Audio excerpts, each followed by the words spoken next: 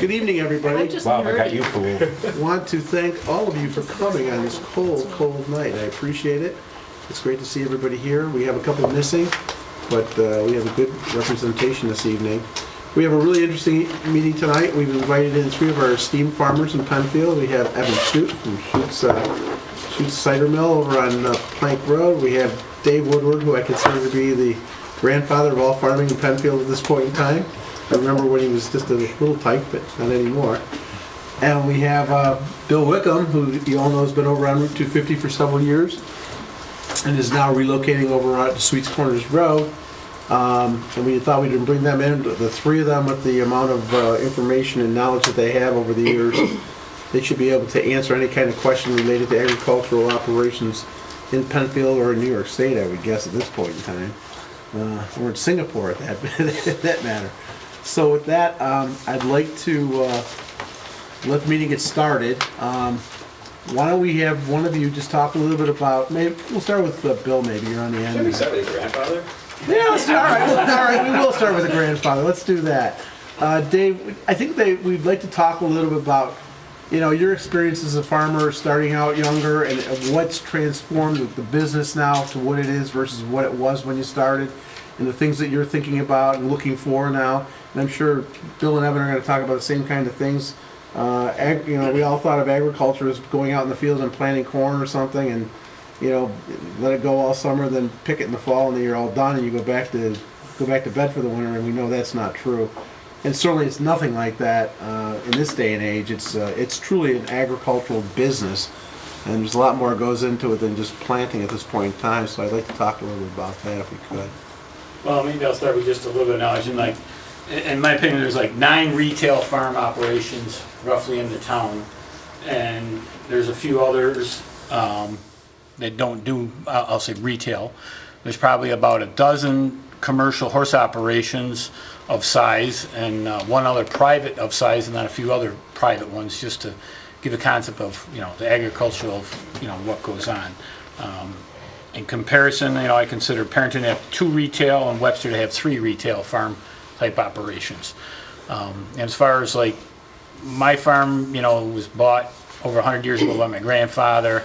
There was a little bit of a lapse between him and my operation, if you will.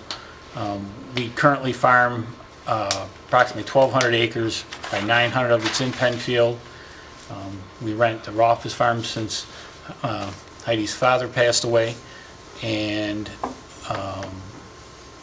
we used to grow cabbage, which was wholesale. One of the bigger things today is getting into, if you will, retail, and I think that's where you see a lot of it going. Between we do Christmas trees and then we do pumpkins and gourds. So it has changed, and I think you will can see it change as time goes on. Just and I'll use Heidi's her father. I mean, none of the children were interested or capable of really wanting to take over the operation, if you will, and that happens with many times. Brayman's farm, that's been in the Brayman family for over 200 years. To the best of my knowledge, Pete's son is not interested, so at some point, and again, it's very close to sewers, so you can foresee, in time, where that will possibly lend itself. And again, part of the problem is the cost of being in business today. And it's not so much on a town level, it's on a state level of, and that's why many businesses, go out of business, the small ones, trying to just stay in business. It's too costly with a lot of things that are put on them. So out of the acreage that you farm, how much of it do you actually own versus how much you're leasing? We own 350 acres. Okay. And So the rest of it's all leased land, or you're paying for the right to use the land? right. Yeah, 1 parcel that I own is just in Wayne County on the border of Penfield. It's 70 acres. So the majority of what I do is in Penfield. I mean, you'd probably be surprised just seeing all the different properties. But again, much of that you're going to see. We have Atlantic Avenue 250. And that's in the mixed use. So you can foresee that's going to be gone. I have about 100 acres on Marching Road.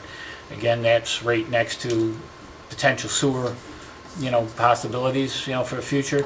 So again, you can see that you know, going in time, you know, maybe not in a year or two, but, you know, in time. And many times it's a matter of the people that own it are, you know, 70, 80 years old, and sometimes, you know, it's a matter of waiting till they, you know, pass away so that the next generation gets a bumped up basis, if you will, to sell it, so where it's, you know, more practical for them to be selling it. That's one of the best ways of transferring assets, is in real estate in many cases. So in essence, it's kind of like a lot of these kids are waiting for the period in time when it's not going to be farming anymore to sell it off for a non-farming use, probably. Well, because they don't have a direct interest in it, Right. and some of it is owned just as a investment, if you will, you know, by the individual who happen to own it today, and they don't look at it as farmland. They just look at it as something to sell down the road, you know, and you know the economics are.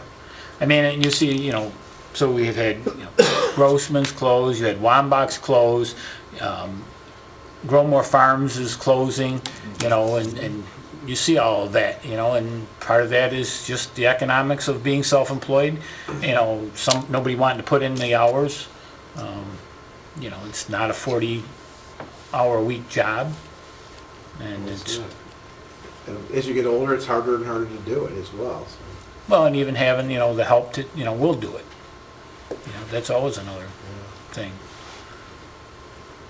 So I don't know, has anybody got any real questions about, you know, what we do or anything else? I mean, Well, one of the things we're talking about is farmland protection, and I don't know how viable having a farmland protection program is.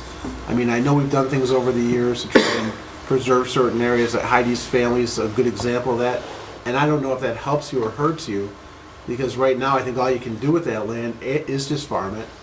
You've got a lot of restrictions on it from the yeah, but agreement. that's not, when you say that though, here's another rationale that many times wasn't seen.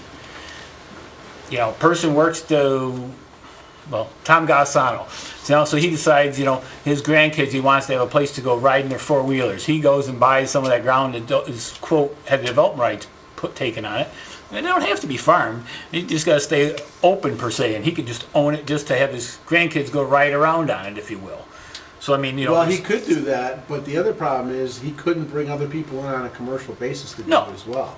No, So it but I does mean, really there are limit people. you as well, a look at property the. owner. I mean, I think it was good for your mom or your dad to have that, but now he's got to split that up among all of you, and you know you don't always get what your dad had out of it because now you're stuck with land that you really can't do much with.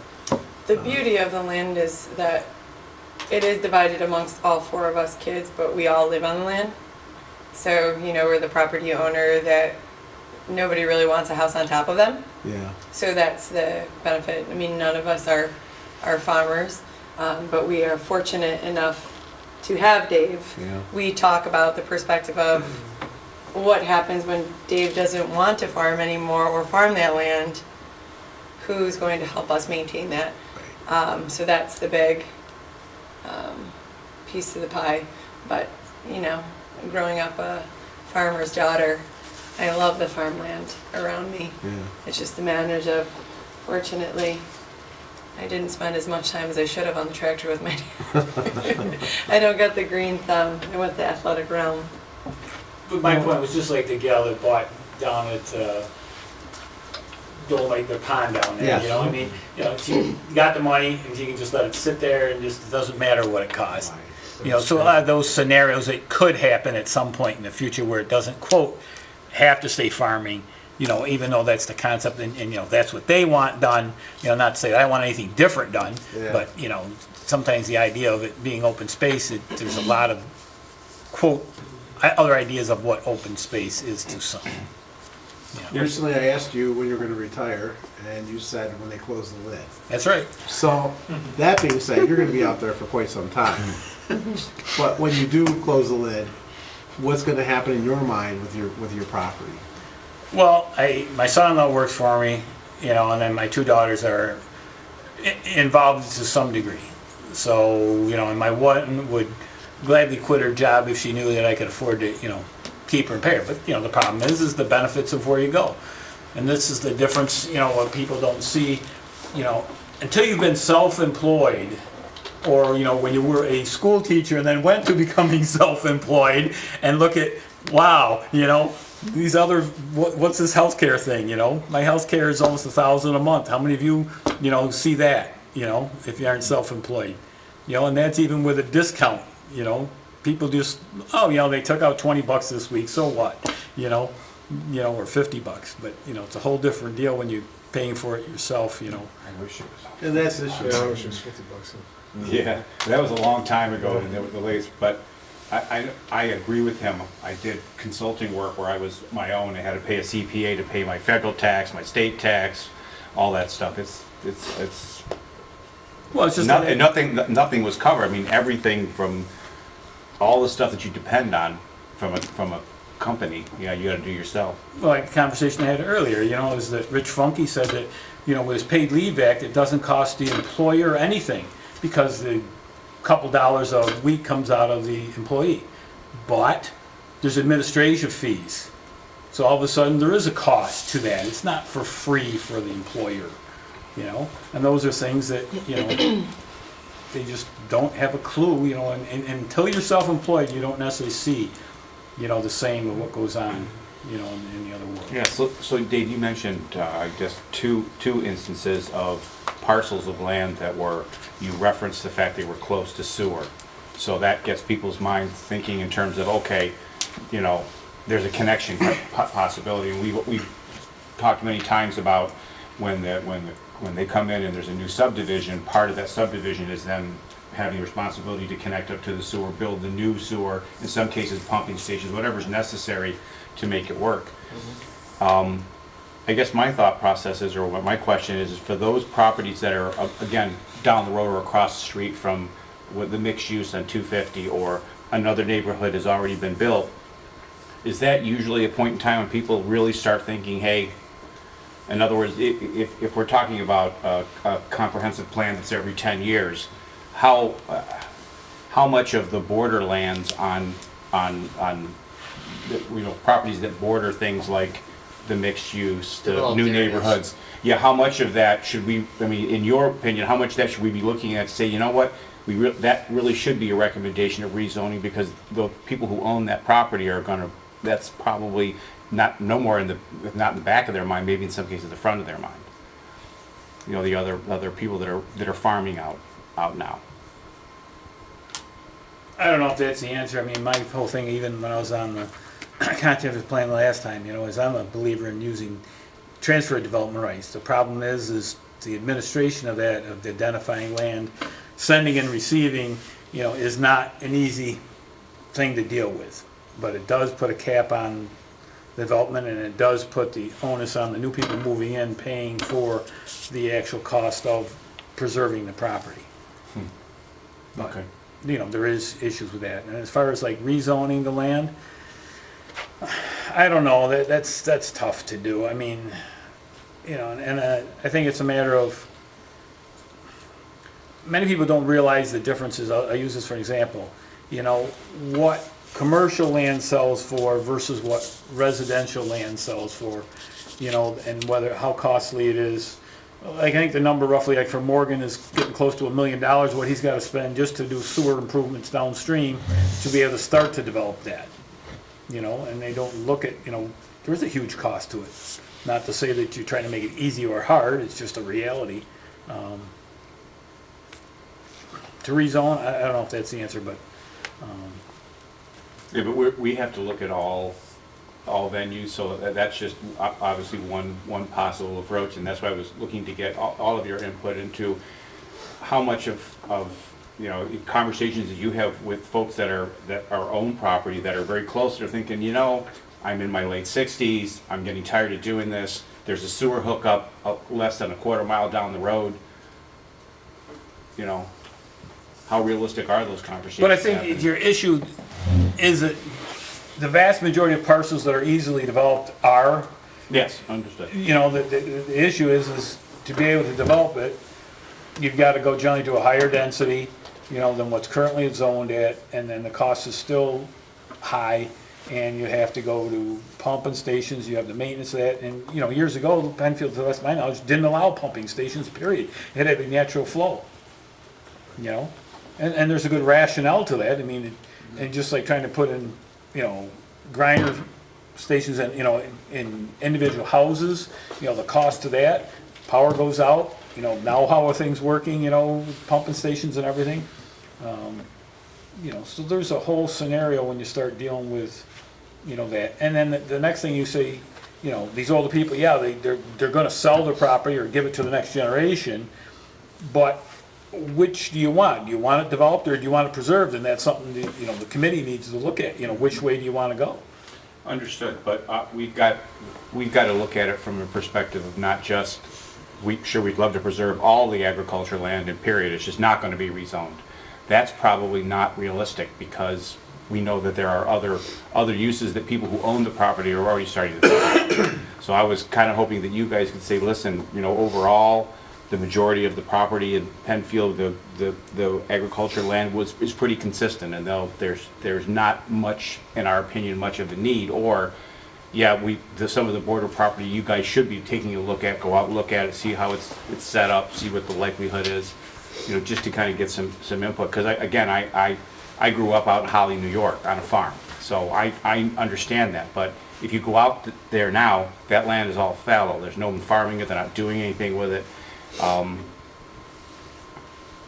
So you see the dilemma there. I mean, that's great that you're farming it, Dave, but when you're not there anymore, you know, we have to kind of take a look at, we're trying to take a look 10 years down the road and determine, you know, what kind of recommendations we're going to make. I know I'm asking hard questions, and I'm not going to apologize for that, but I need you guys to kind of give us straight answers about, listen, you know, purely from a farming and agricultural perspective, this is what we're seeing. And this is what we think is likely to happen in the next 10 years based on our experience of what we're seeing.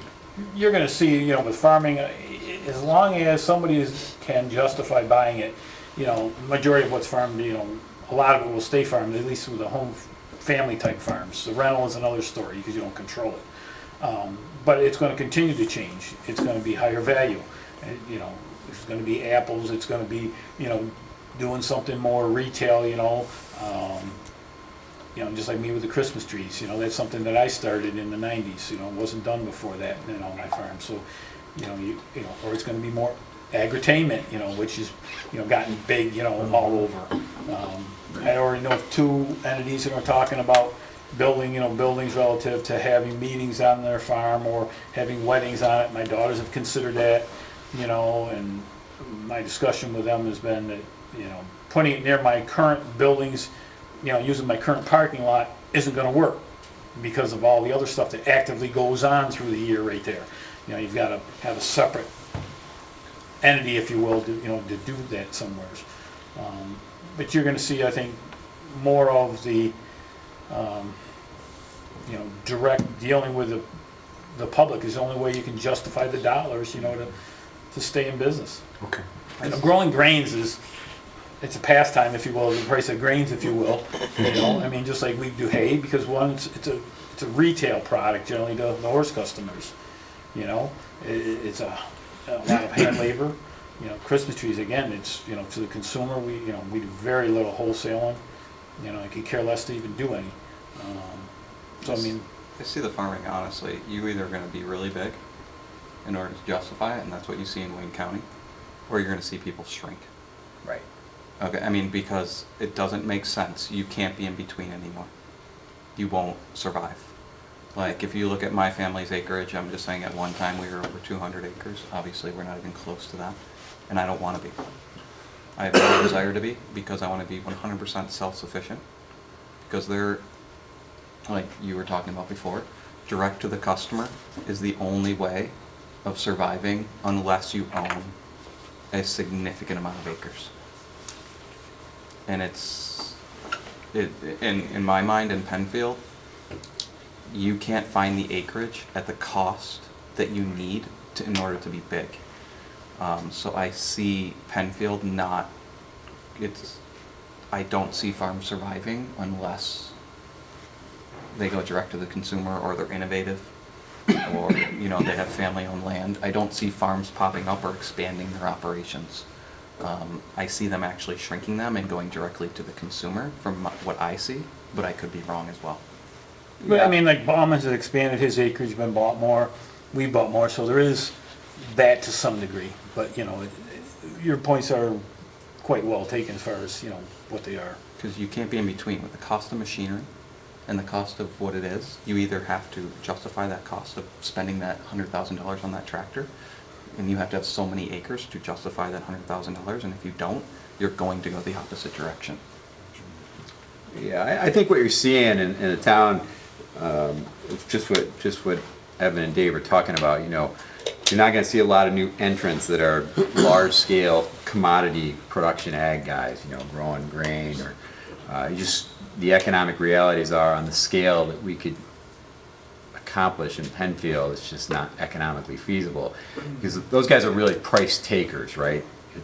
The price of grain, corn is this much a bushel, soybeans, it doesn't matter if Dave's are better than mine, that's what you're gonna get paid. That's what the commodity rate is. And so I think what you've seen and will continue to see is people adapt and the farms that are still surviving in Penfield are gonna specialize.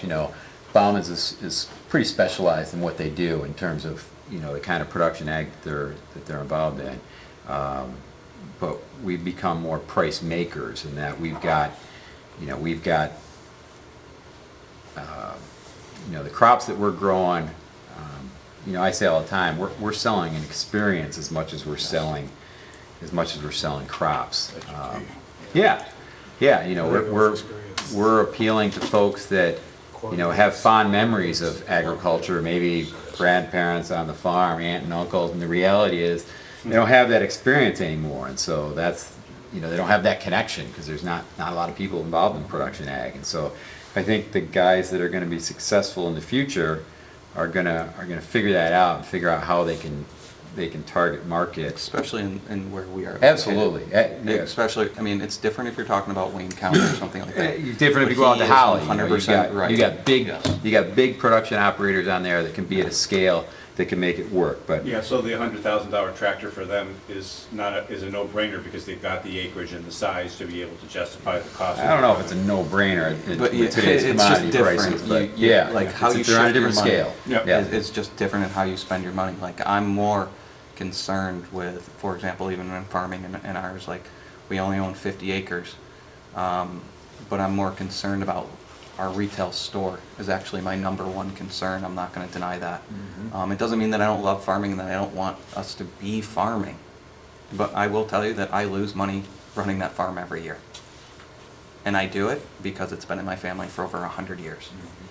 And I love it. I love my family to have that land. I'm not disagreeing with that. But I can buy apples cheaper than I can grow them on the 50 acres of land that I grow. Because in order to get down the cost, I do buy apples, and I buy apples from people that produce 500 acres. Well, when you can spread out the cost of labor over 500 acres compared to 50 acres, your price per pound of an apple is significantly cheaper. So I could actually, I guarantee you, do better by not growing my own apples based on the size that we are. Which I think is something we all, as a community, have to think about and recognize. I always make the analogy to Eastman Kodak. Photography in 1975 was very different than it is today, right? Sure. And the reality is that, Eastman Kodak did not embrace that change. And agriculture is just like every other industry. You're either evolving and changing with the times, or you're in the dustbin of history. And, any one of us can drive through Kodak Park today and say, wow. And they missed the mark on digital photography, right? They're just Well, gone. the killer is they owned all of the patents. I understand that. And That's the thing. It's not like they weren't ahead of the game. They Right. owned the patents. They just didn't want to. they They didn't were wanna so change. locked in to what photography was and what their Yep. golden, what their golden goose was, that they didn't evolve. And my point is, we have to broaden our view and definition of what agriculture is. I watched Christian Kraft, really struggle to put that project through on preserved ag, and really when you look at New York State, the fastest growing sectors of agriculture in New York, and certainly the state government is encouraging it, on-farm wineries, on-farm cideries, on-farm brewery, Yep. on-farm distillery. Right. And if we don't embrace the change that's taking place, we very well may be here in 20 years saying, wow, what happened? We got nothing left. And, you know, so I look at things like, you know, accessory activities that, you know, so all three of us are, you know, Evan just said, we're, you know, his business is the same as mine. Dave's is very much evolving to ours. You know, it's that direct contact with consumers. And we like to bring people out on the farm, you know, one, you know, we gotta bring people out for economic viability. And, you know, we're making a commitment on Sweets Corners Road. You know, hopefully the Wickham family is gonna be involved in agriculture in Penfield for some time to come. If not, we're doing some stupid things right now. But, you know, fingers crossed, time will tell. But to make that economically viable, we gotta bring people out. Right. We have to be able to bring people out. And the reality is, you know, half the people coming out to my farm, they're coming for the experience, not the product. You know, they are coming out to enjoy it. And the other thing is, you know, we want to teach people something about agriculture. You know, remind them, hey, you know what? The produce department at Wegmans is not where the food chain begins. But nobody wants to learn anything. You know, if you can trick them into it, they like to learn. But to tell people, you know, have people come out to a farm museum, yeah, no, I don't think that's going to happen, right? But if Evan and Dave and I can get them out to our farms, you know, and they're having fun, we can also, you know, inject a little bit of, you know, ag education, which, you know, I think is important. But we got to have a little leeway in terms of what our offerings are. I think in order to make that happen, and people got to be open to that. Do you face any obstacles from local government to make that Just to ask that happen? question. Well, I mean, That could be, And to follow up on that question, is there Wait, things that we wait, can do to make it easier for you? yeah, deregulation? yeah, well, I mean, honestly, you know, I'm pretty sure I don't even know, you might know, Jim, does the town ordinance even mention agritourism or any kind of definition? And it's kind of loose, you know, what is agritourism? Well, it really doesn't because, again, you know, we're trying to catch up too. Our philosophy's always been, and certainly I've been working with Dave for 40 years now, but our philosophy's always been, you guys do run by a different gambit than the rest of us because of the ag and markets law. And you're absolutely right with the stuff that's going on now at the government, at the state level in terms of providing new types of resources to get farmers to stay viable. Our contention's always been, you know, whatever the state's allowing to happen is what we allow to happen with agricultural because that's, you know, that's the law. And we've tried to stay as much out of your hair as we possibly can. Really the only times I think we've had to is because of the situation with these conservation easements that the Farmland Protection Bureau put in place and some of the stuff that was happening with transfer of or purchase of development rights, that kind of thing. But So then specifically moving forward, if you are talking about farmland preservation, I'm not going to argue whether that's good, bad, or ugly, but if you are, and there's ways to include some provision for some bandwidth on use in terms of what is, you know, production ag or agritourism to allow that, and, you know, specifically things like parking, right? I mean, that's I'm not trying to, it's like, the agriculture, when you guys, and I'm just only speaking from my own because of my family and the easement that, obviously, that I've inherited. But when you guys, when that agriculture today is different in Penfield than it was when that easement was purchased. And I don't mean to say that I want to go knock down every tree, and Right. I'm not saying that. But the easement, I will tell you, limits my development tremendously. it limits your viability Yes, tremendously. it I mean, does. that's the reality. I You am can't- having to can't be park so people. creative. Yeah. And because of that easement, and it doesn't mean that I'm telling you that I want to put houses on that land, that is not what I'm telling you, but agriculture of what, like you said, a farm brewery and stuff like that. Right.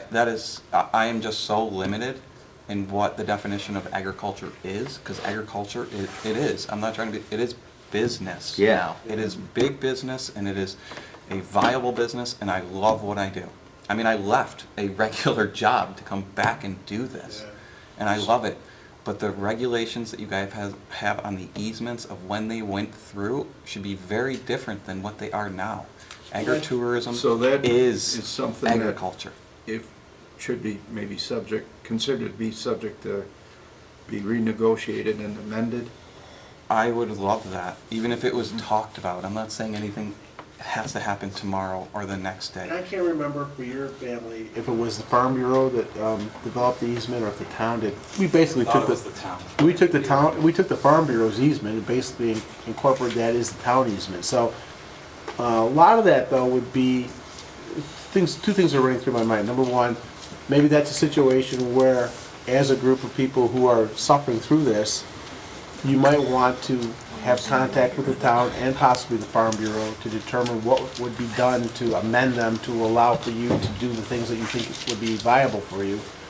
The And only then- consideration you have with that is when there was state and federal money or even county money involved on any particular one, then you likely have to deal with those entities as well. No question. You know, just so the board, you know, the But I committee mean, if understands they're it. gonna have the property, and they're young, if they're gonna have the property for the next 50 years, and if it takes 2 years or 3 years to get it resolved, it's worth it. And It is, it'll be I'm not- worth it for yeah. you, and it'll be worth it for your next generation.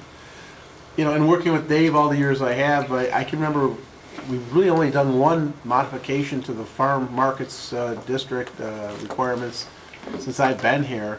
You and Jimmy Bauman and I can't remember who, Larry Grossman worked on that with me together. Maybe it's time that we get together again now that there's a new generation of people working here. And Dave, you're still a new generation because you're doing different things than you did when we did it last time. I mean, maybe we need to look at what agritourism really is and start incorporating that into our ordinance to, to give better definition to what can and can't be done. As I say, generally speaking, if the state allows for it, we have not impeded that in any way if we could help it. So. Yeah, and just to be clear, I mean, we're still all three of us involved in real production agriculture. We're operating 130 acres plus, and if it's a vegetable and it grows in New York State, very few exceptions. We're growing it on my farm. We've got some fruit. We're growing pumpkins. We are involved in production ag. We just don't sell it the way it was sold 30, 40 years ago. I grew up on a big vegetable farm. We were growing 1,200 acres, and most of it was going to processing and canning. And when's the last time anybody here in this room opened a can of beans at home? Like, you just don't do that anymore. I mean, not many people do it, and that's why my parents stopped farming. They saw where the future was going, and it wasn't where they wanted to be. And it's just business, any business. It changes. Yeah, I remember even So- when I first met Dave, farm markets had to close for 2 or 3 months a year. They couldn't stay open all year long because there was a perception they might become a 7-Eleven or a Wilson's Farm or something. And the town fathers didn't want that at the time. But I think because of Dave and Jimmy Bauman, that rule was changed to be more realistic about how to be a farmer in Penfield. So if the town were to encourage or work with you on amending the easements, that would help. I think so. Can I go back just to the example that you both have given about Kodak, right? Kodak had to be innovative and they had to change. Well, we are limited in how we can be innovative and change And in how can the agriculture. town We are very limited. loosen that? That's what I'm willing to work. I will do Okay. whatever possible. It sounds like a lot of people here are willing, but unless there's some broader definitions, I'm worried just personally about how to be innovative and adapt with agriculture in a residential area, because that's really what we are. We're agriculture in a residential area. So like So we business need to look at uses that and, almost together. We're not, you know what I mean? Because agriculture, people think, like wide open spaces. And for me, I mean, I know everyone can speak different, but I'm agriculture in a residential area, which I absolutely love. I think it's great. But that agriculture in a residential area looks very different than agriculture in other parts of Rochester area. But yes, to your point, I think it would be good. like Yes. ordinances, various applicable zoning ordinances. And just things that can be done. I mean, there's a lot of regulations on that easement, and like I said, it doesn't mean that I'm looking to sell the land to houses. I don't even own the land, it's my father's, you know what I mean? But I want to be innovative, and I want to be different, and I want to adapt with the times. And I sometimes know it's that not. 3 of you are subject to those easements. Aside from the easement itself, though, in terms of how you interact with the town on a year-to-year or decade-to-decade basis, has there been anything that comes to mind that has impeded your ability to do what you wanted to do? No, honestly, Aside from the easement? the town for me has been supportive. I don't have very many, I don't recognize anything. Obviously, some of my neighbors don't love that we burn our brush, but there's really little choice, and we we obviously call the town and we call the fire department, and we've worked out a schedule. I stop burning at a certain time, so hopefully by the time people come back from their houses that there's not a lot of smoke. I like that the town is flexible in that way, and we try to be flexible back. I honestly don't have any complaints with the town. I think it's been, my relationship, I've only been here for 4 years, has been a positive one. I think generally the relationship with the town is good. I think that any business, and I don't care what small business it is, anything the town can do to make the public aware. I mean, and just like, all of you as an example, So, here's some retail operations, if you will, people, there's Bauman's, there's Wickham's, there's Schutz, but there's Wilbert's Christmas trees, there's Wilbert's that has raspberries and blueberries, which is separate from the trees. There's myself, which is Woody Acres, there's Sunscape, Walter's Greenhouse, Freckleton's Tree Farms. But, how many of you can say that you either visited one of those this year or knew of all of them before you came to this committee? You've heard of. But you're also Or the speaking to some majority? people that are very, like, that's their, you're asking like I the spent a lot of 1%. money with the plug. Yeah, I mean, I'm not, but you're speaking to a very educated population that. But the thing is, to me, is that the more the public can be made aware of, not just us, but any small-time business that's in the town, the money then stays local, and, as long as it's something, does McDonald's or Wegmans need to have a bigger sign or, make people more aware of them? But there's a lot of small ones, and just like, the restaurants is one of the fastest things that go in and out of business, And so to me, anything you can do to enhance any small business, if you will, to make people aware of what is available right there in their community, that's a positive. And speaking as a newer Penfield person with a young family, younger person, millennial, the best thing a business could do is make sure that when I Google, Penfield farm markets, I want to take the kids to the farm market and pick pumpkins and all that stuff. If there's no website, I'm not going because I don't know it exists. I want to be involved in the town. I want to support the area. And you all have websites, which is great, and it's listed, but not everybody does. So if someone's trying to drive attention to it, they have to be online. They have to have a website. So Which people- speaks to our evolution too. If we expect everyone else to evolve, we've got to evolve with the times too. But is that something that Penfield should go and have it associated with, when you Google Penfield, that, here's a list of local businesses? Well, ironically, we're talking about doing that, but the Penfield Business Chamber is also interested in doing that. So one way or the other, when it gets done, we'll either link to them or they'll link to us. But But are they only going to do the ones that are members of their association? No, I don't think so. I think the intent would be to do our intent would be to do everybody. I think their intent is to do that as well, because they look at that as an opportunity now to bring others into the association.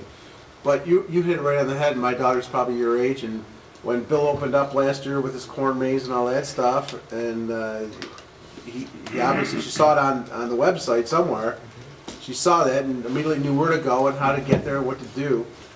It's important for that generation to know where to go to look for that stuff. There's no question about it. I'd like to ask you guys if you think a farmer's market, I don't know if you've been down to Ithaca to the farmer's market there, or some of the other towns that have something that is really a dedicated space. If you think that would be a valuable thing for you guys to participate in as a sort of a secondary way to gain awareness, or is it something where you just say, I don't have enough staff, there's not enough You're hours in the generally day? not going to find any of us to speak of going to. I mean, Ballman's one son has gone to some of the different farm markets. Sunscape goes to multiple ones, but he's running out of time and effort to go Farmers markets are not fun Tough way to from the make it. farmer's perspective. You- I have noticed, not in a bad way, but there's the idea in people's brains behind farmers markets is they can haggle over price. And they can talk to you, it's just, and when they come to our store, I have 1,000 items that they can come and see. So going to a farmer's market from a farmer's perspective usually only happens when you have huge acreage and an outlet for your product. Well, but the other thing is like, you know, we were down in Florida recently, and so you go to one of the farmers markets that's there, and the vast majority of the people you go to buy something are what I would call hucksters. In other words, they don't grow a dang thing. They just got it from somebody else, they've gone in and they're a retail, you know, person, you know, that sell multiple things that they went and got from farmers, you know, and that's what you see, you know, to a large degree, you know, even, you go to the public market. You know, you can go to a lot of them guys and, oh, yeah, we got this, this, and this. How many of them you know, if I went back to your farm, how many am I gonna see there? Well, you'll see these two, but you won't see these other two. Because he's gone to the wholesale house, he's going to another farmer, you know, and I don't think any of us here in Penfield, I shouldn't say not any, but I mean, Sunscape does go to a lot of them, but the rest of us, it's just not a big thing. I mean, I think this idea of doing one in Baytown, which is being proposed, they're not gonna get an influx from Penfield farmers per se. They may get the backyard person who has a big garden going, but they're not gonna get a real farmer to go. And I think you end up getting a lot of crafts people there too. It's more of that than it is produce. Yeah, I mean, that's not to say it might not get Right. foot traffic, I think but it I think you're hearing the three of us probably won't be participating. And we just don't have the bandwidth, and our experience with it has been, you know, again, I get to be more of a price taker than a price maker because, you know, we're all lined up in a row and whoever's selling strawberries, you know, The cheapest Yeah. sells them. I mean, that's the reality. So, you know, we go from not being able to control really what we're doing, and we've got the product here, and so there's a sense of, you know, we either got to dump this stuff one way or another.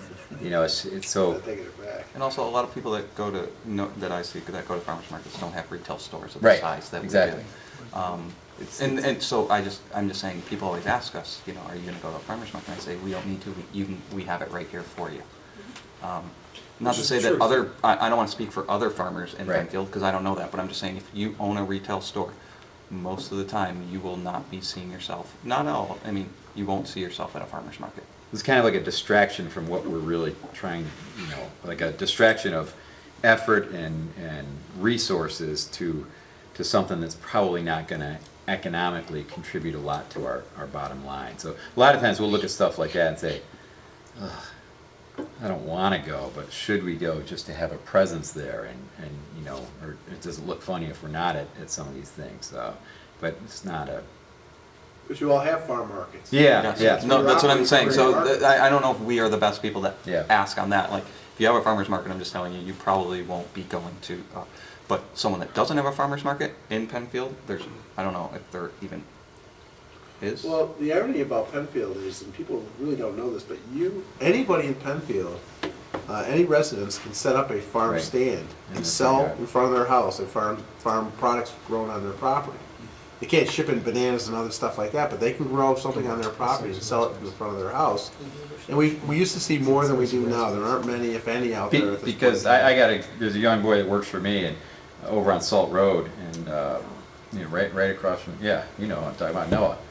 And I talked to him the other day and I said, Noah, what's your outlook for the farm stand this year? He's like, had so much stolen last year. I'm not sure I'm going to do it this year. You know, 17-year-old kid. It's you know, just again, you know, economic viability. You know, he's got a really low cost, you know, cost of production model, and he's still looking at it saying, what am I doing? You know. Yeah, Jim Wilbur, you know, he used to have several Yeah. stands with sweet corn, and he had a lot stolen because he didn't have somebody physically standing there, and he figured that if he had somebody stand there, it was going to cost him just as much as what got stolen anyway, to a degree, you know. There's other problems with that as well. I mean, you have people just pulling up to your piece of property and they get out of the car and they slip and they fall. Yeah. They're on your property. So, yeah, it just puts a whole lot of on the property owner. So that whole idea, you're not making enough money to take that risk.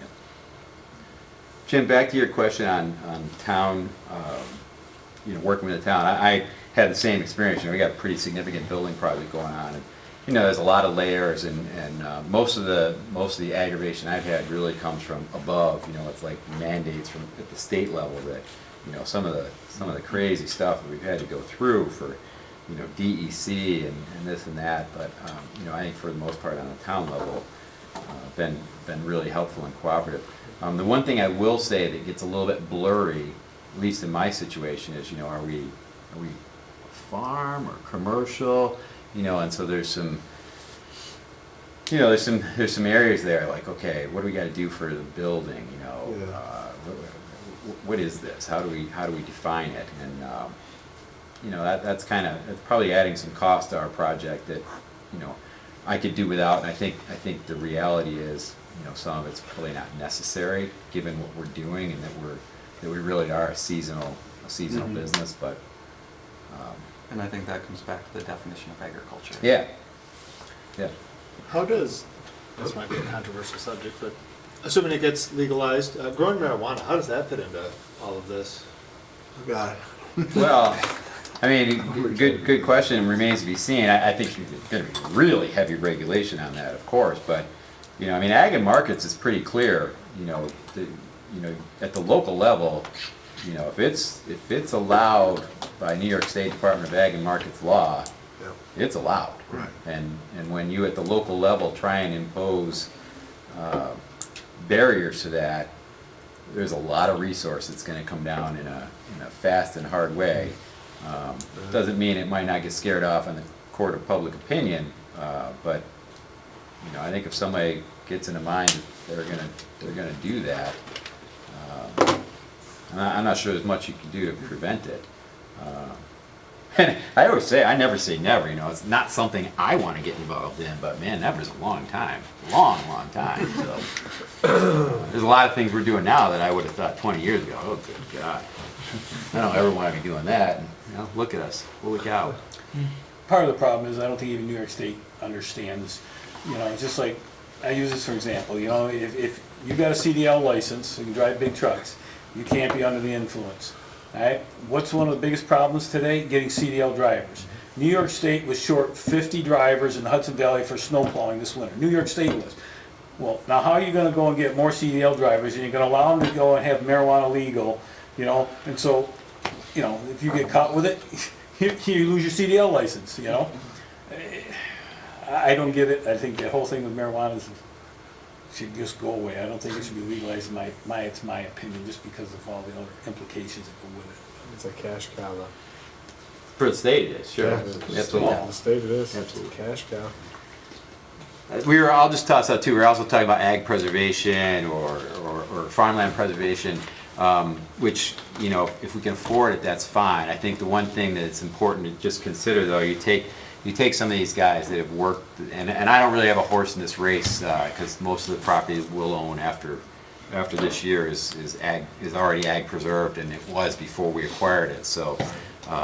But I think it's important to remember, if you got a guy who's worked his whole life, and put it all out there, and really hasn't padded his 401k or his retirement too much, and his entire net worth, or a good chunk of it, is in real estate, to try and come in at the 11th hour and say, oh no, you can't realize the value of that in a sales situation, that's pretty rugged.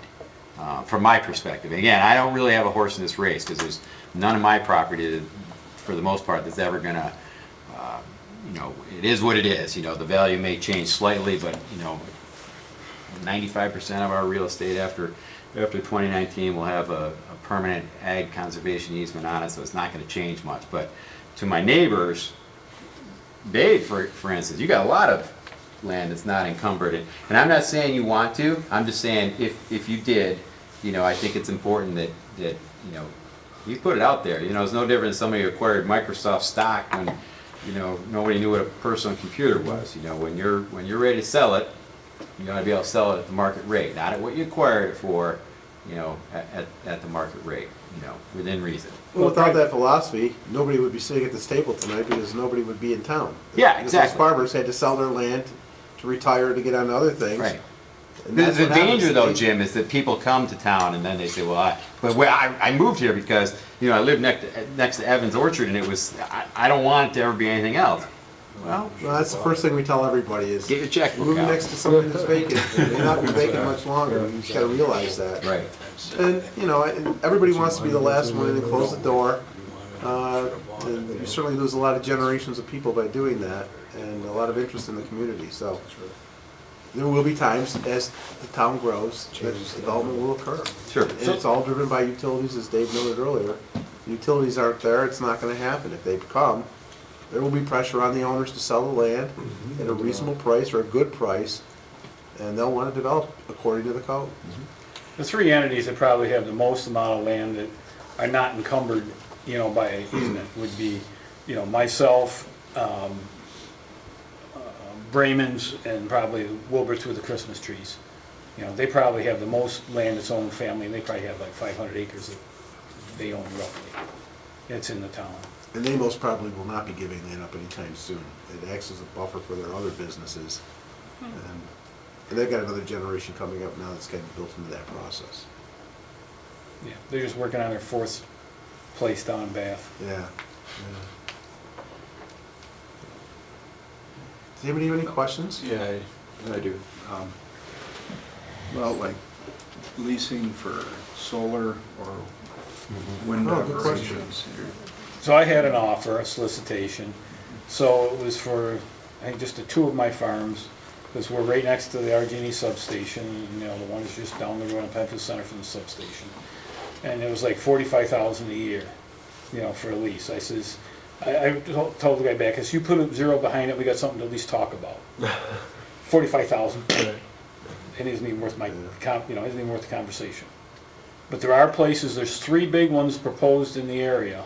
I'm saying like Livingston County, I think there's a 2,500 acre deal. And I forget where the other 2 were that, were mentioned recently. And I know like when we were in, I'm trying to think, when we were in Florida, there was a few big operations there. I mean, the sides of the road, that you could see the solar on it. I think it was there, I don't think it was in Georgia. One just went out in Farmington too. Well, and the county, I don't know if you know, has one on their landfill property on Kennedy and Gloria Drive, on the part of the landfill that was never disturbed. And they do, to the best of my knowledge, own the adjoining 70 acres, which would allow them, if they should desire, to incorporate that into also solar. Which I have no idea what their really future plans are for that parcel. Right now it's rented to a farmer from Wayne County because he was renting it previously. Dave, I've seen solar farms where they've actually laid out the panels to a degree that you could actually farm between them. Is that realistic or viable for you as a farmer? Not for me, but it can be for, maybe with small crops and that, but Yeah. it's still Then a they were all royal pain fun. to deal with. Yeah. It's just not fun. You're not going up and down a road the way you normally would. You're going between structures, which is going to be. I mean, for some people want to, I have a fellow that used to work for me, and he farms, and he must farm, I don't know, less than 20 acres, probably 10 to 15, and he's made a living doing it. It's all hand stuff. He goes to the public market with it. He's actually in Parrington. But, so could he do something like that in between? Yeah. Not that it would, so it would be tough, but it can be done with the right crops, if you will. It's all on scale. So, the 3 of you, if you had any recommendations for this committee to start looking at as recommendations back to the town board, is there anything that comes to mind that you'd like to see incorporated into the final product before we send it on to the town board? Beyond what I've already communicated, I'm looking at my notes. I've said my piece, I think, unless there are other fair. topics that come up. I just think they always got to be open to either, purchase of development rights or transfer, in the future.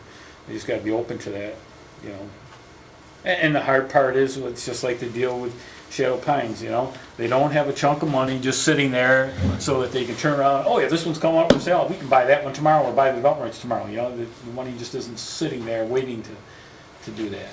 And they can't legally, they probably have it sitting, around. That's just, right. The audit because control of the does not laws. appreciate you No. hoarding money. It's a good point, because we were just looking today just to see what was going on with the $10 million bonds that we had. And they're going to be paid off by 2022.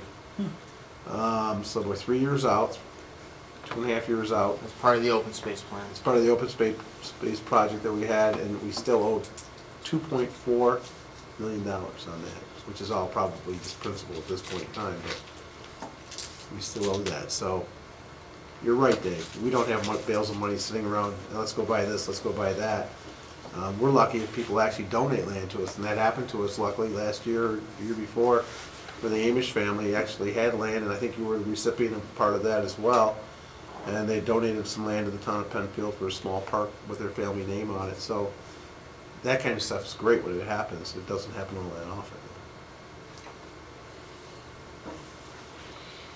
I've got one question. It's a little, maybe it's a little more indirect in terms of the comprehensive plan going forward, though. But I was just wondering, kind of two parts. Like, are you guys making various efforts to switch over to what I would think might be called more sustainable types of practices? Whether that is less pesticide, more management through, you know, other sort of natural means for, you know, pests and fertilization and that sort of stuff. But also, you know, kind of more sustainable. You're talking about your business models definitely becoming more sustainable. And then kind of a tangent to that, have you seen over time any, you know, let's call them climate change effects or something like that? Are you able to grow crops differently now? Are there crops you can't grow as well? Or do you see the honeybees, you know, in your orchards declining the way we've heard about honeybee colonies collapsing and stuff like that? So, you know, for all of you, could you just toss out your thoughts on those?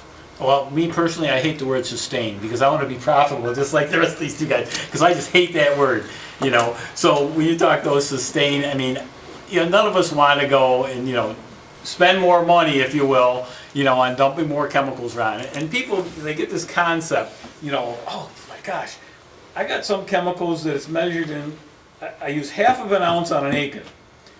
And you think about this, you take an aspirin, and you think what that aspirin does to your headache and that, and you take a, you know, a half of an ounce of a chemical on an acre, or even you take a gallon, you know, it's so minute in proportion, even to that aspirin to your body, you know, that to me, I have to laugh. I mean, I had some neighbors who were very concerned about what I might be spraying, and I understand you have that right, but, you know, I'm not looking, and neither of these guys, of going out and spraying more than they have to, you know. I mean, I bought, you know, this next year's chemicals, most of what I bought, and it was $10,000. Do you think I want to spend more? You know, and I want your chemical. fruit's a lot more ridiculous, you know. But I mean, you know, I think the one thing chemical-wise, they say like sulfur is not as available simply because, you know, we used to have more of that in the atmosphere, so that's one thing relative to the soil. And as far as when you talk like sustainable with the soil, I think, you know, all of us are looking at some of the different things you're talking because, you know, more minimum till, no till, things like that, you know, using more cover crops are all things that, you know, we continue to evolve with that just as they do with, you know, doing it, you know, the common sense of it. You know, the problem is just like last fall.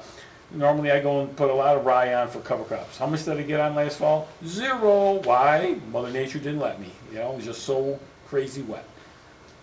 So we do the best we can, you know, what we're allowed, you know, if you will. So. Man, you're tough, Donnie. You waited to talk religion until the very end.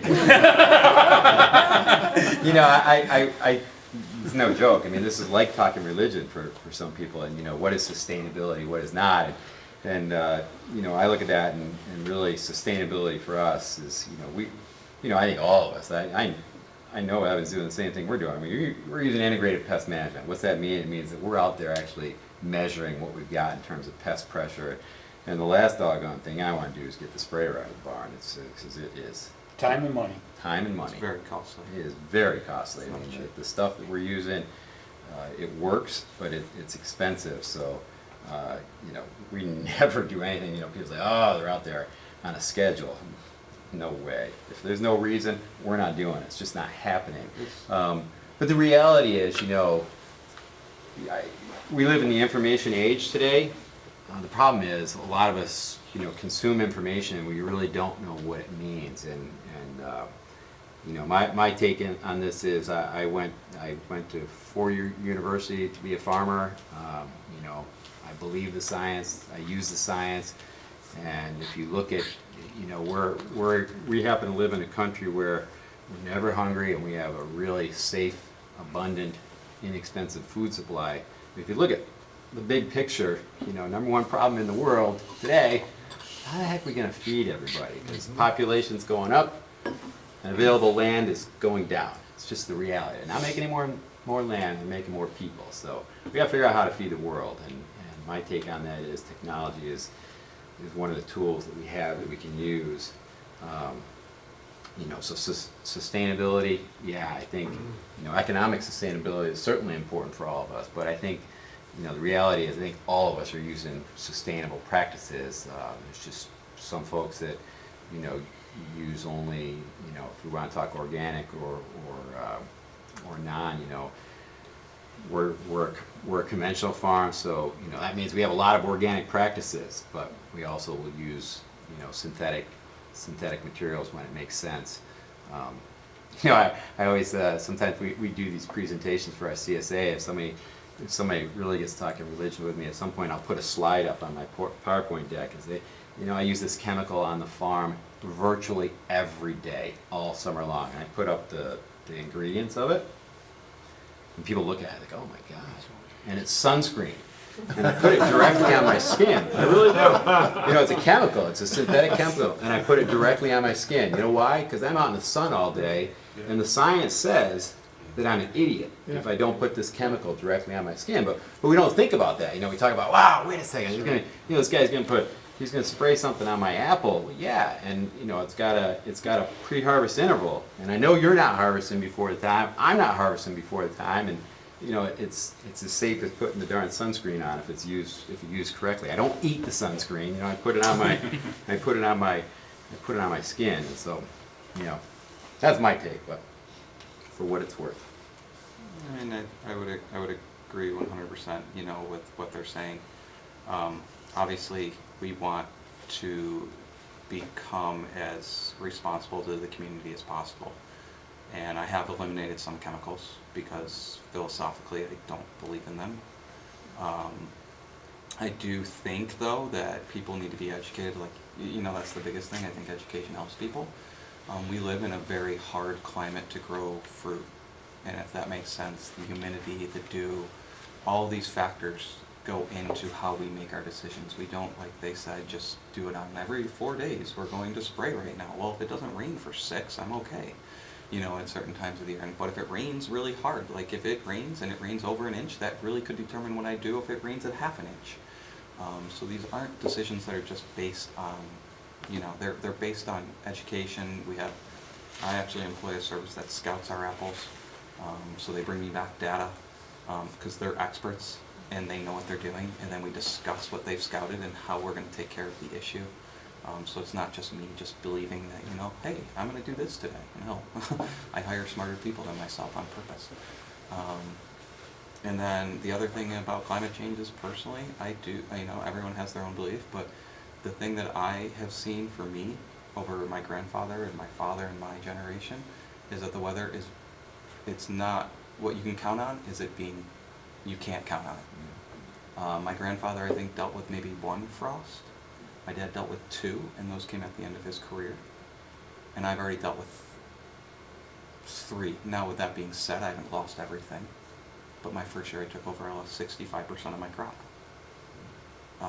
But with that being said, you just have to adapt and go from here to there. But I don't know how to fix what that issue that we're describing. But the weather, I think last year in February, it was 70 degrees on the kids' break. And that is very nerve-wracking for me. 2 years ago, Yeah, 2 years ago, thank you. Because every degree day is a degree day that wakes up that tree. And when that tree wakes up, I better not have a frost. And one of my frosts came 4 days before June, which is unheard of one time. So I'm just saying from a weather or climate issue that I'm seeing from me, I can't speak to anyone else and I don't have science behind this, is that I'm just seeing things very inconsistent. You can't count on February always being cold. You can't count on April warming up slowly. You can count on a 70-degree day and then a 40-degree day and then that's what I've seen. And it does impact farming, and that's why personally farming is risky. And that's why I personally don't want to grow bigger than I am in the farming aspect. because I can control my store. I can't, my hardest stress and my most stressful situation is the weather. So that really speaks to two of the issues you guys both already addressed, the need to diversify in terms of your business so that you Yes. rely less on the sort of production aspect of what you do. And the unwillingness of younger generations to necessarily want to take over Well, I think because it is a risky, it seems like it's becoming a somewhat riskier business. Like Bill does and Dave's doing, and you try, when I came back, my original goal was to diversify your business more than it was, because then if something happens, there's other ways to make up that. And if in farming you don't diversify, nowadays you're gonna hurt your own business model. Thank you.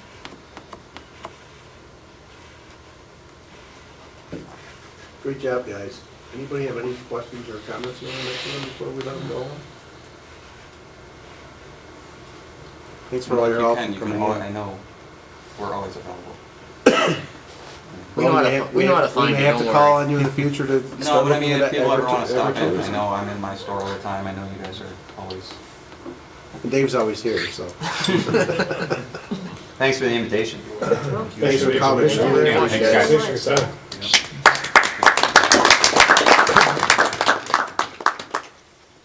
Let you go home and warm up. It's actually comfortable in here. It's not bad. I still gotta go home though. Thanks, guys.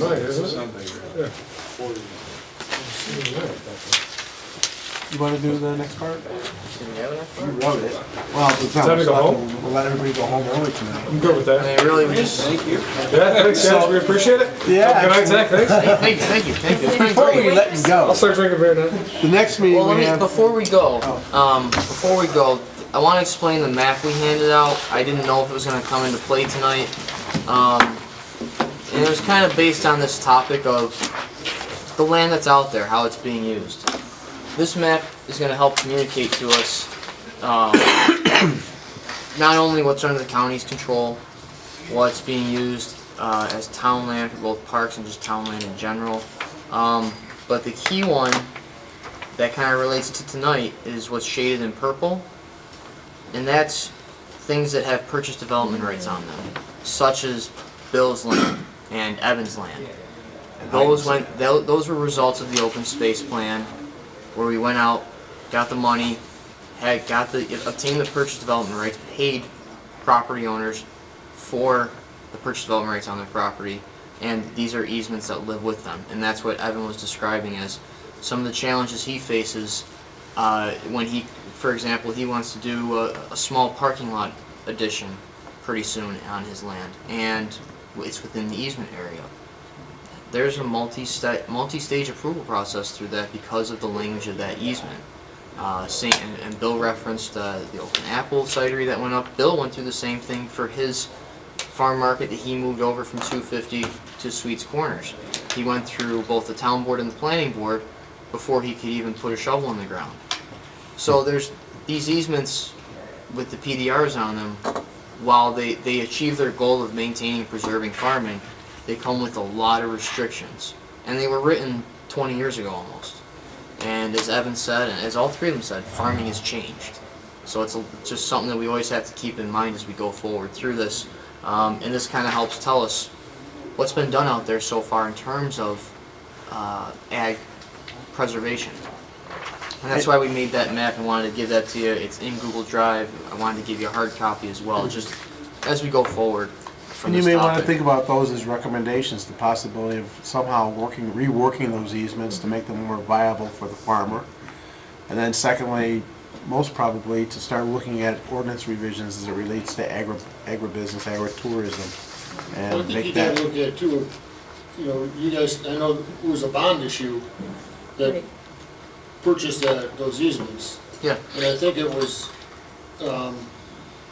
the reason a lot of people vote for those bond issues is because they wanna see open space.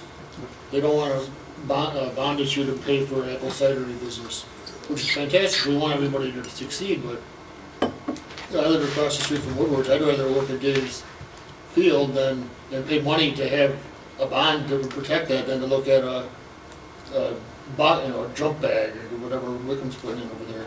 We want everybody to succeed, but I don't know if the taxpayers need to subsidize a farm market that's not selling only the produce that they're growing. I mean, he's bringing in stuff all over the place, so to me, it's a commercial establishment. So why do my tax dollars want to pay for, just a small version of a grocery store? Well, it's a good point. It's a very good I point. mean, it may be because- just the way we look at it. For where we Because are.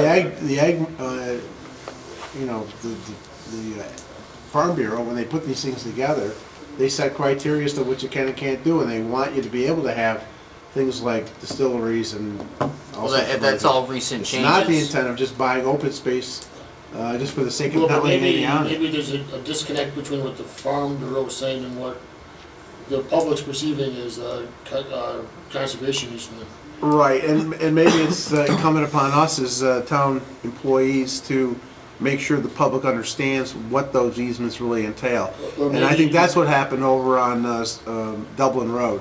They thought that hill was just gonna be preserved forever, which is not the case. I mean, there were specific criteria in there that they could do, And that was the most specific whether it one. was a winery or a, distillery or a cider mill.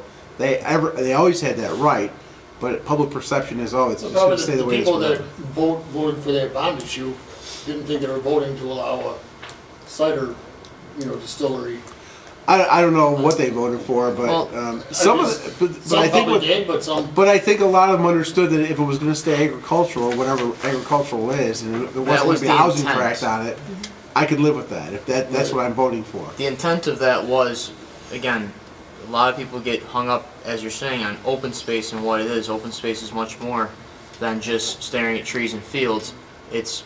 That project was preservation of agriculture. Every one of those easements talks about that.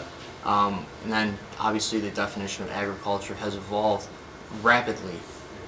So, through the maybe state. your easement descriptions needs to evolve somewhat to have areas that are set aside for agricultural, field crops, traditional farming, and other areas that are. But if there's nobody to farm them, what are you going to do with it? If Dave retires and nobody wants to take his land and nobody's going to farm it for him, what do you do with it? It just goes vacant and goes fallow. So you're not really looking at agricultural operations there. You're just looking at fallow land. You can't turn the whole town into fallow land. Most of it is fallow land right now. At some point in time, you're going to have to continue to have some type of development to accommodate future generations. And I'm certain that this next generation of millennials is going to have as many kids as they had under the millennial level. So you're going to have more people coming. The There's town. more of a reason to try to protect that land. Well, you can't be the last one in the door and just close the land. Close the door. I mean, we're going to have other people. If that were the case, Daniel Penfield and his family would have closed the door and there'd be nobody here. I think there's two It's ways not of gonna looking at happen. it, though. Pardon? I'm not sure everybody agrees with you. Well, that's their right not to. I mean, that's why we live where we live. But the truth be told is people are going to come and they're going to buy land. They may not put housing tracts in out there because the zoning doesn't allow for it, number one. And number two, you don't have the utilities out there to support it. But they're going to come out and they're going to build on a septic system and they're going to have their 2 acres or their 5 acres.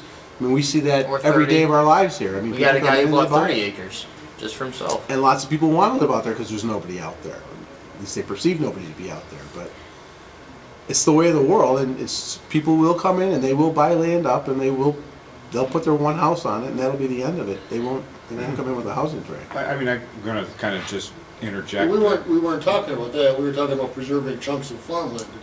Well, we've been doing that. I mean, there are properties out there right now that really have no pressure for development on them, and they probably won't ever see a sanitary sewer while all of us are alive. But we've already done it. We did it with your family. We've done it with the Beardley family. Nobody was knocking on your door to say, hey, we want to build 100 houses out here. It just wasn't going to happen while we're alive. But Yeah, but I mean, your point's well taken, that the public needs to understand that when you purchase a bond for agricultural easement, this is what that means. It doesn't mean that this land is going to be forever green space. Today, that means that somebody could theoretically put in a cider mill, theoretically put in things that are illegal. So I think the town's responsibility in this is to let let us know this is what this means.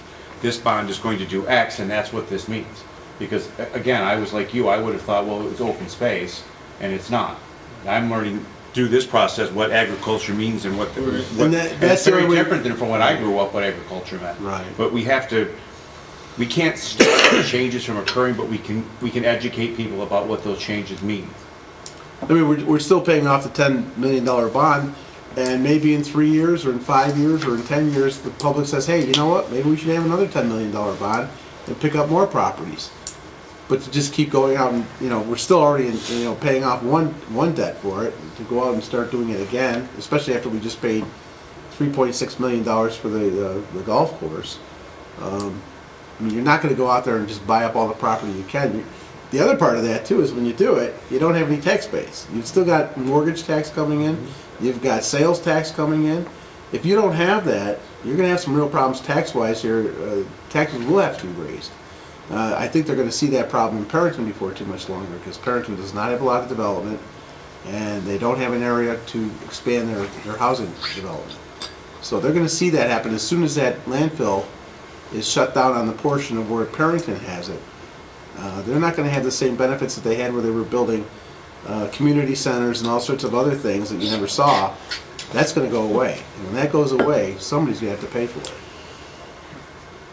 I think what we should do as a committee here, as far as this goes, is to,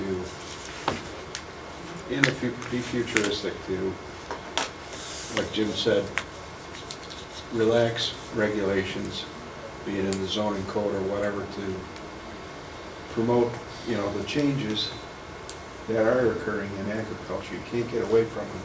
You have to go with it, or you're gonna end up like Kodak. And then too, potentially, if need be, renegotiate and amend some of those existing easements, and also, to flex. Because if you don't flex, you're gonna break. And it's gonna be gone forever. You're gonna go the way of Soviet collective farms for Wegmans and Tops. As far as commercial enterprises go, that's what's gonna turn farming into. So I think we have to be open to those changes, and They're good points. I mean, we all want to preserve land if we can, no question about it. They have to make a living. You have to make a living, and and yet you can still have a happy medium with that. The other part, I would say, Like you said before, and I want to belabor the point, nobody forced them to take the easement money.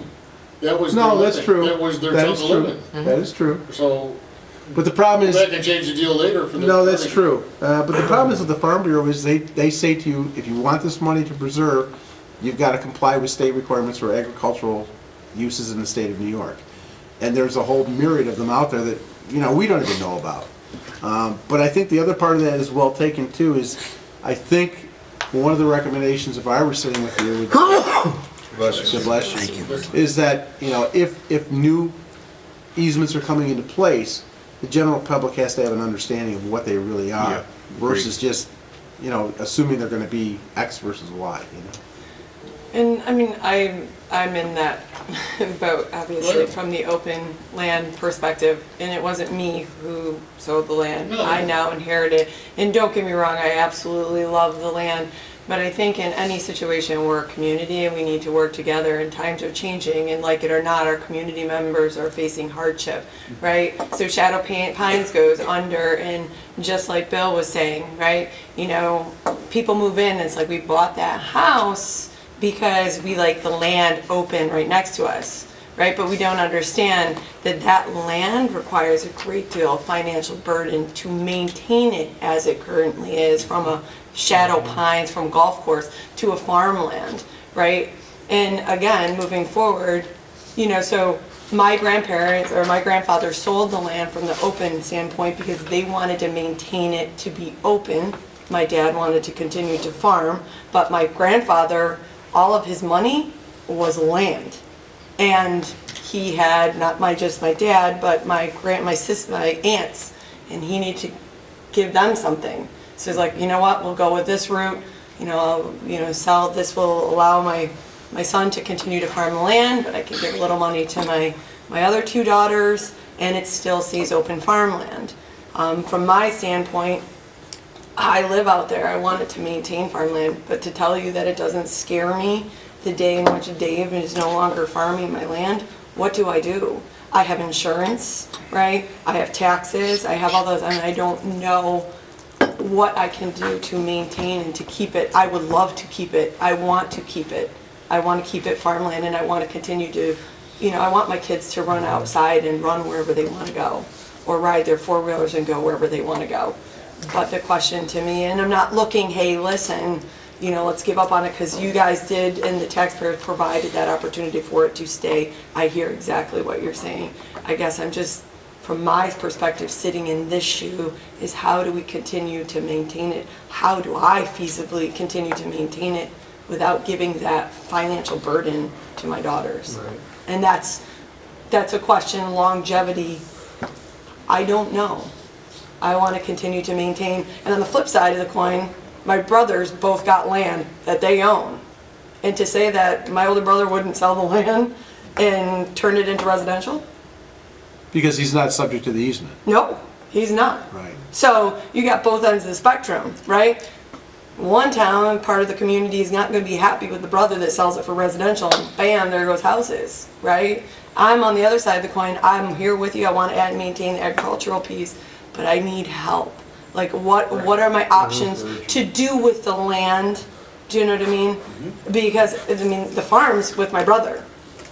I got no farm. I got no tractors. I got land. Period.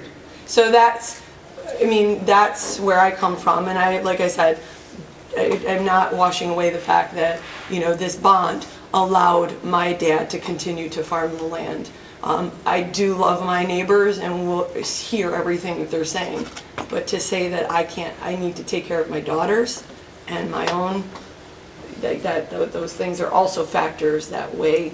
And I think people always look at things from the lens of their own eyes, and you don't look at the lens of the property owner, and the finances that go along with it. Those burdens as well.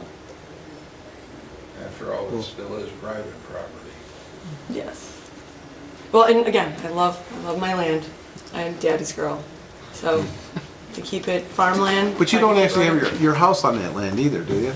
It No, butts the right house up is on. separate. I'm on top of the hill. I overlook everything. Okay, so you have the ability to have the house there. I own the house. Yeah. Yeah. So the house is is right next to it. Next to it. But again, It's a separate parcel. Yes. Yeah, okay. So Scott got the farm. So Yeah. Scott's got the.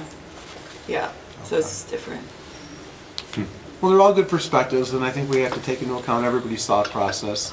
I think you've got some good ideas in terms of some recommendations, and I think you heard some good stuff tonight from where they're all coming from, so. I think This might be a discussion point we might want to consider for the public forum too. Certainly. I think those things will certainly come up when, both through public information sessions as well as presentations that we and staff and committee members will have to make to the town board at some point. All that's going to come up. One thing I would think would be wise of everyone after this meeting, just to try and reabsorb this and translate it into what your task is here.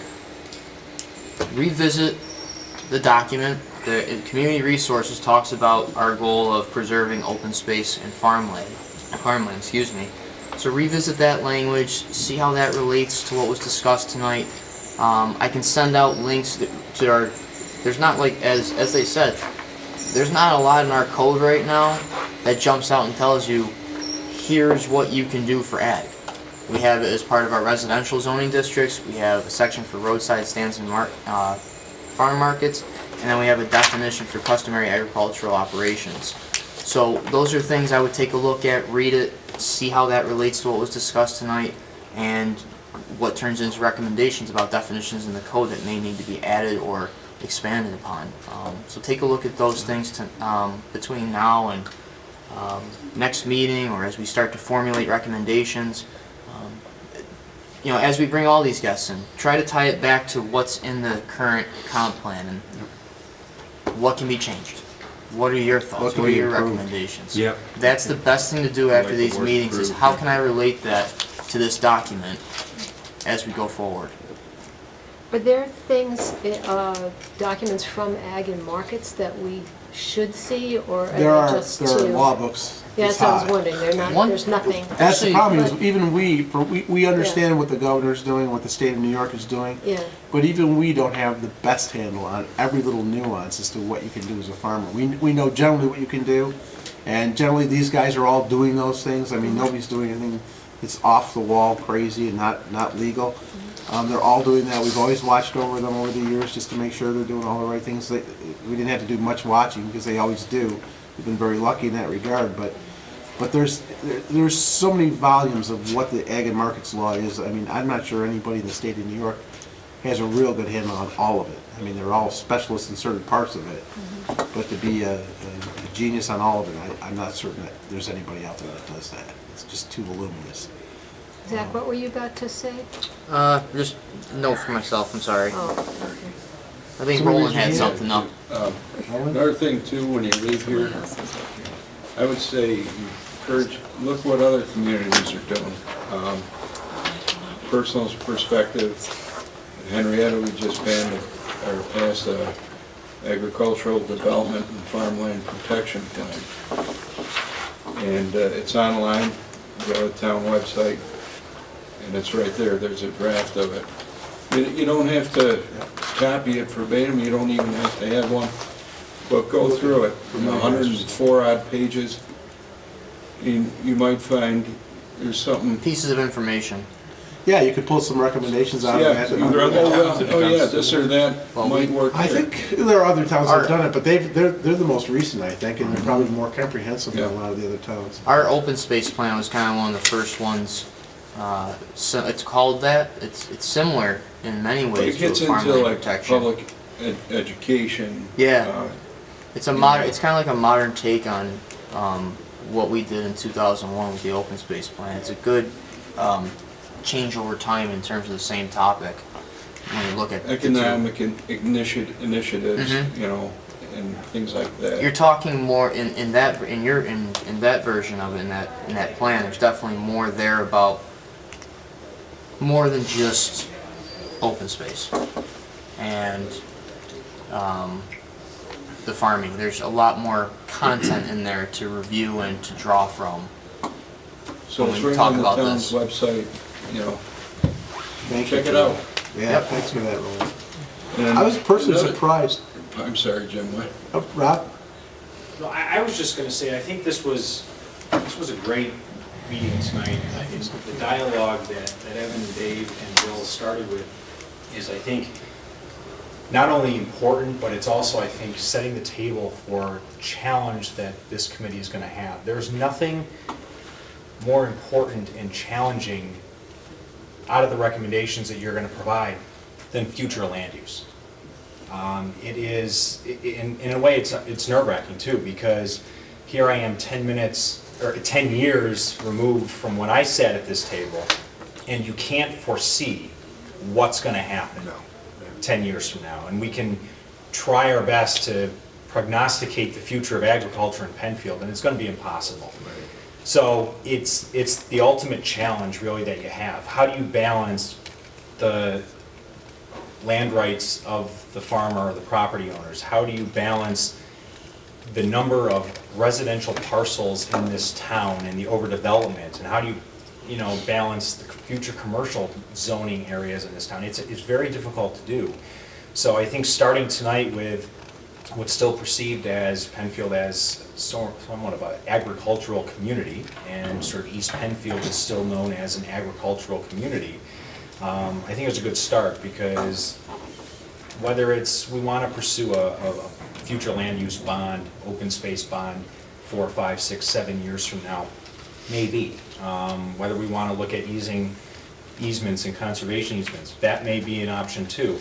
Trying to guess what New York State's going to do next on the ag and markets law is impossible to predict. And again, I mean, we could be looking at 3 years from now an entire booming marijuana industry that is everywhere in Monroe County, and we just don't know.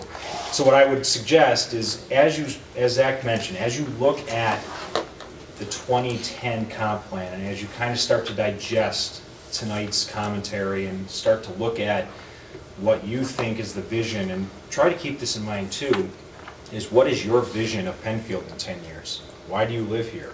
What are your thoughts? What do you like? What do you don't like? What other things when you drive around town do you think maybe is a hit or a miss? Something like that. But just the future land use is the hardest thing to grapple with, come to a consensus on, and 10 years from now, you're gonna be driving around and you're gonna go, wow, I can't believe we just bought a golf course, because I always thought it was gonna be a golf course, and it's just one of those things that you don't know, so.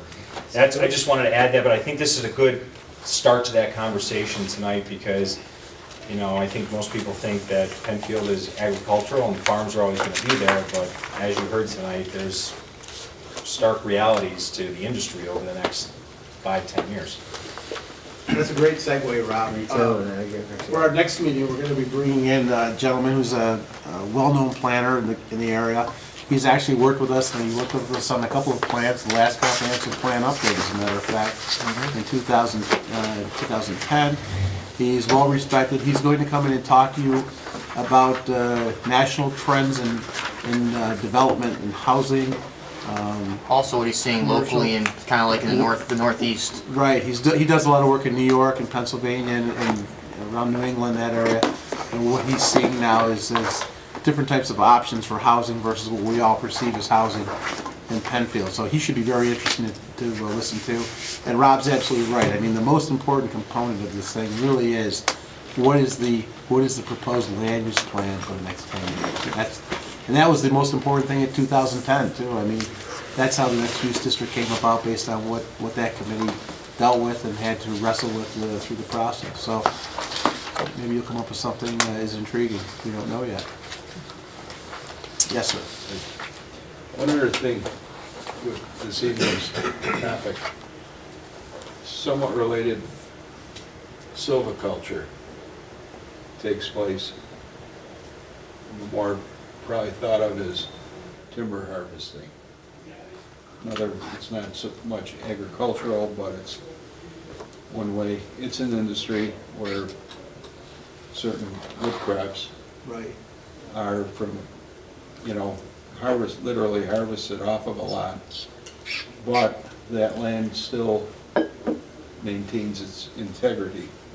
And it's done on a rotational basis, a lot like agricultural processes are. Very much so. That's a good point too, because people don't realize, and most of the time that this happens, it happens on agricultural lands that people are farming, the woodwards types. But they come in, every year we have applications, maybe 2 or 3 applications for tree harvesting. We do not allow clear cutting. It's selected cuts. And they won't. They won't. That's right. They have foresters working for them. That's right. There are a lot of responsible foresters out there doing the right thing. They will only mark what's necessary for. That's right. That. It allows the understory to grow up again and regenerate itself, and there's a real science to it. But we have a lot of tree harvesting here on an annual basis, and thank God it's been done over my last 39 years, but it's been done very responsibly. It's a matter of conservation. We have a good relationship with all the foresters. We know them all. And we've been very happy with the work that they've done. Is that what's on Gloria Drive? Do they do that like on Wilbert section or It was south of. Because I saw like a whole bunch of trees. It Like was to the south and west of your dad's land, dad's property over there. Yeah, they went in. It's crazy how they go in and. Some of them actually have trees that are held by a pincer arm, cut and just taken right out with no disruption to any of the tree. It's really amazing to see them do. And you'd never know looking from the road like that the it's not like woods has been or anything like that. Slide the whole tree down and cut the branches out too. It's really cool. It's a real science. Yeah. And the resource of it, be it maples, oaks, or whatever the case is. And then it'll go through like a 7 or 10 year cycle in some instances, with the next variety of trees. So that's another thing to keep in mind. As far as regenerating natural resources also here in town. Good point. Anybody have anything else? Thank you all for coming. Really appreciate it. And we'll see you on the 19th. If anybody has any questions between now and then, don't hesitate to contact us. We'll try and get back to you as quickly as possible.